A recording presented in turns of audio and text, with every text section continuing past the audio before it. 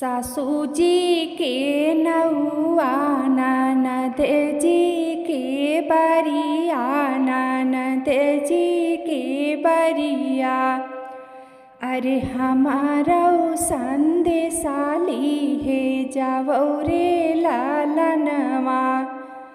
अरे हमारो संदेशाली है जावो रे लालनवा।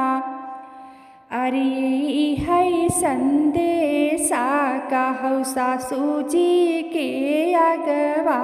अरे सासू जी के अगवा।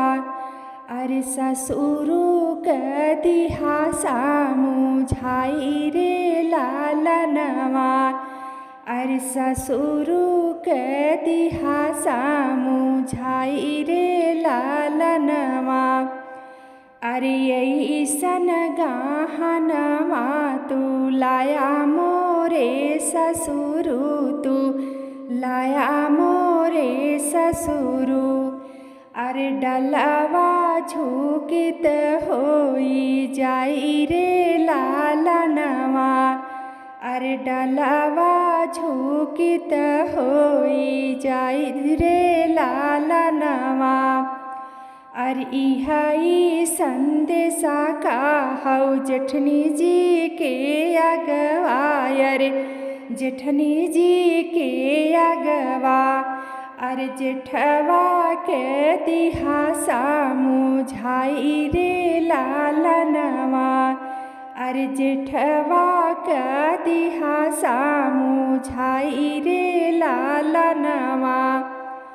अरे ऐसन सड़िया तू लाया मोरे जेठवा। अरे लाया मोरे जेठवा। अरे माड़ौआ जोर होई जाई रे लालनवा। अरे माड़ौआ जोर होई जाई रे लालनवा। अरे इहाई संदेशा कहौ स्वामी जी के अगवा। अरे स्वामी जी के अगवा। अरे स्वामी कदिहा सामुझाई रे लालनवा। अरे स्वामी कदिहा सामुझाई रे लालनवा। ऐसन सेनुरा तू लाया मोरे स्वामी। अरे लाया मोरे स्वामी। अरे मंगिया लगाई चटकोर रे लालनवा।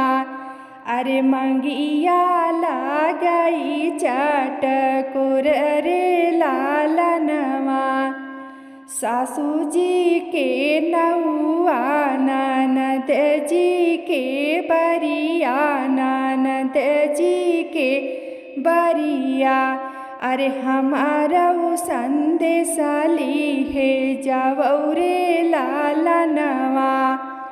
अरे हमारो संदेशाली है जावो रे लालनवा।